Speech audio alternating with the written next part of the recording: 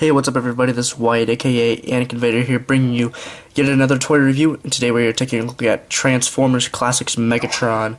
I've been wanting to review some of my Classics toys for a while. The reason I haven't is because Dark of the Moon and the Prime figures have been more prominent, and likely to gain more of an audience, and people, are more interested in them.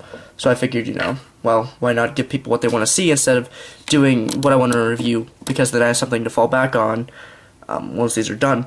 And while I've reviewed all of my Dark of the Moon toys that I have at the moment, aside from Human Alliance Roadbuster and all the Prime figures, so Classics is something I've been wanting to do for a while. So my next few reviews will be Classics. Starting with Megatron, a toy I really wanted to talk about. I was able to pick this guy up from a comic book shop in Marion, Ohio, for only $15. He's in pretty good condition, so that is a good price. I have done some modifications to it, or a modification I'll show you later. But here we have him in his gun mode. He's modeled after the Hasbro Nerf Maverick, the one-hand Nerf gun everyone has. This one is kind of small for a 16-year-old's hands, average size. So, I mean, compared, oh yeah, my cat. Also, if you hear some metal rattling around, my cat is playing with a gigantic ball bearing in the other room, so please ignore it if you hear it. But yeah, my cat decided to attack me earlier. But yeah, he's purple and green and sometimes orange with an off-white. It doesn't look terrible. The United version looks a lot better, but still, I like this. I'm super glad that him and this guy were two holy grails that I were wanting for a really long time. Sorry his head's cut off, but that is Classics Prime. And I find them for $15 each, complete, really good condition from a comic book shop. I had them sent to me.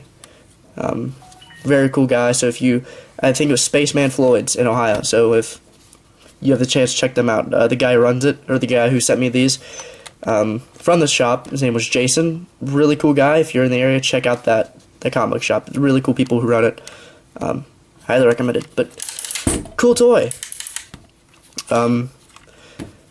Pretty much to transform him, what you're gonna want to do is take these two things, and these two shell parts peg together.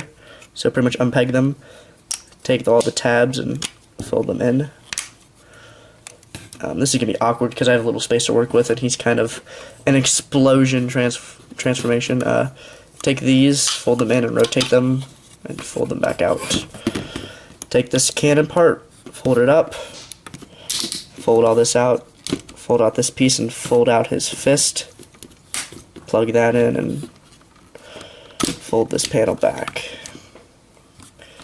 Come up here, take this piece, fold it up, rotate it and peg it in. Take this hinge and click it in, and rotate that piece around. I can take this, peg that in, rotate it around, fold that down, open that purple panel, fold out his other hand.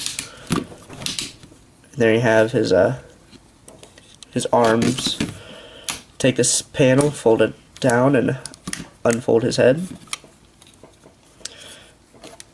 Take this piece, which is his leg, unhinge it, move them away. Take this whole piece, rotate this around, and tab these in to his back.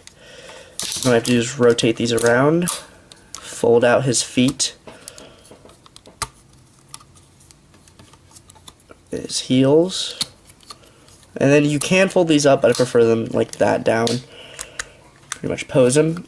And there you have Megatron, all in robot mode, kind of.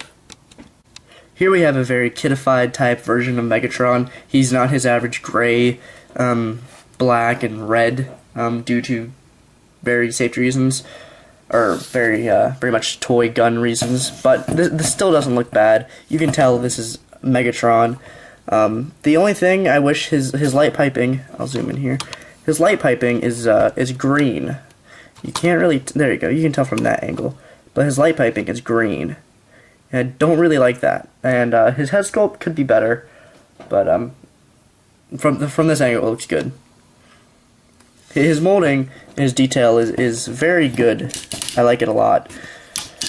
Just looking at his detail, it looks nice. I'll zoom in here. get a better look at it. His molded detail in his arms. All his waist. The paint apps of the orange and the yellow. Going all the way down his legs. Coming back up. Onto his chest. Decepticon logo. With a kind of a blank stare. I think that's my biggest complaint is his kind of blank stare. But this pose isn't that bad, even though it's a really stagnant pose. Articulation's pretty good. His head's on a very nice ball joint, goes up and down, universal.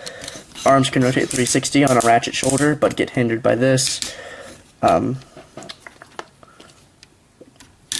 go in and out, rotate the bicep, hinged elbow.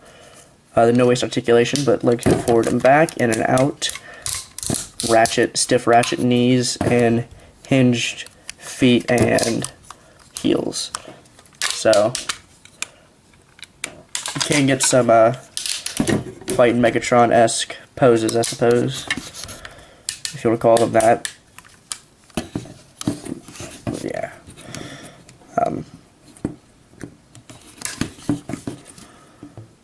I had thought about getting the United one, but I kind of just came to the conclusion of it's not really worth $55, and then I found this fantastic deal from Spaceman Floyd's for $15. So I definitely do not regret it. Also, my modification is I was able to work with it enough, and I was able to get this pin out, and so now if I take some needle nose pliers, I can pull out that pin and take off this wing pack. And just put it back on and push that pin back in. But I don't really suggest it. It could damage the plastic if you don't know how to really remove a pin.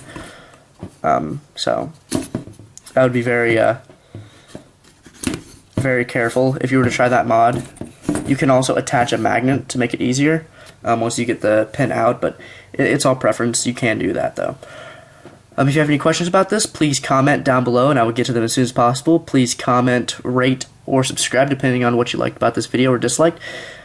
Please check out Primecast every weekend, Sundays on SSG Autobots channel, starring SSG Autobot and co-hosted by me. And I will check you guys in the next review later.